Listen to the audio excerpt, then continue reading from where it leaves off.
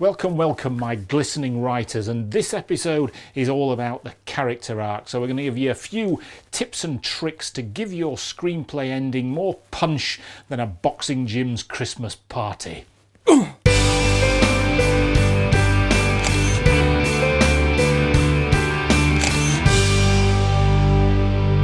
Thanks for supporting the channel so far, and please take a bit of time to like and subscribe, and also don't forget to tap that little bell icon so you get all the notifications of new videos. So for the purposes of explaining this little trick, we're going to take a classic 3-act screenplay, as you can see here, and we're going to remove the second act, effectively bringing the first act and the third act together. In other words, we're going to focus on what the audience will feel like at the end of the film, and then also what the character will feel like at the end of the film, and work backwards. We've got hero's flaw and hero fixing that flaw. We have fear and hope, death, rebirth, doubt, belief, lost, found. All these are examples of opposites that express the hero's journey that is dramatized in Act 2. So on the first part in Act 1, we have the status quo. The hero is hiding in the real world. They have fear, they have doubt.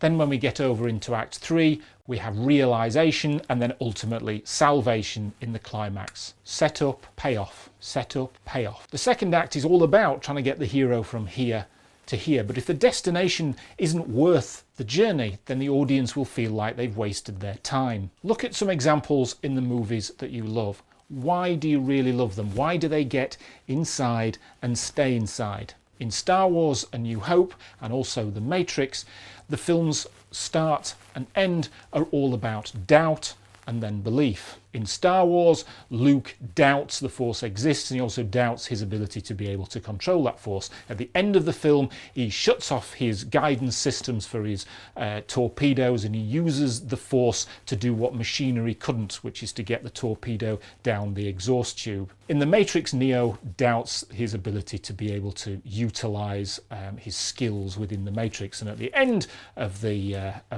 film itself, the third act, he believes that he can. So we're working out what the payoff is over here, and then we're establishing the setup going backwards to position it here. We know that we want both Neo and Luke to believe, so in order to take them on a journey, they need to start with doubt. Now, for a little bit of extra punch, you could also look about how this character arc works in reverse from the end of the film for the antagonist. For example, if we go back to The Matrix again, Neo has gone from doubt over here to belief, but actually Agent Smith within The Matrix has gone from belief to doubt, and there's a particular scene where you can see it written all over Agent Smith's face. He's gone through the whole film believing that he has absolute control and can do whatever he wants, and there's a moment where he realizes, when he sees exactly what Neo is capable of, that suddenly he starts to doubt the ability of the Matrix to be able to redress that balance. So the journey isn't all about saving the world or solving the crime. It's the inner journey that you have to,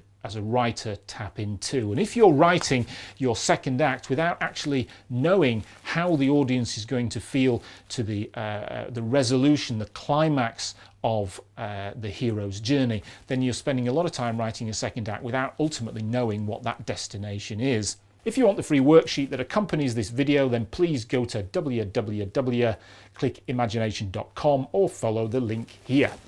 Okay, so next time we're going to take this further by exploring how we can use empathy to hook in the audience and really root them into this hero's journey. Please take the time to like and subscribe. Everyone is glorious and is like getting the waft of freshly baked bread.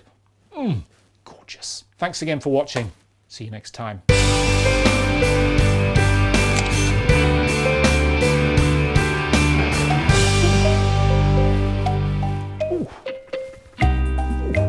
See the jaw go.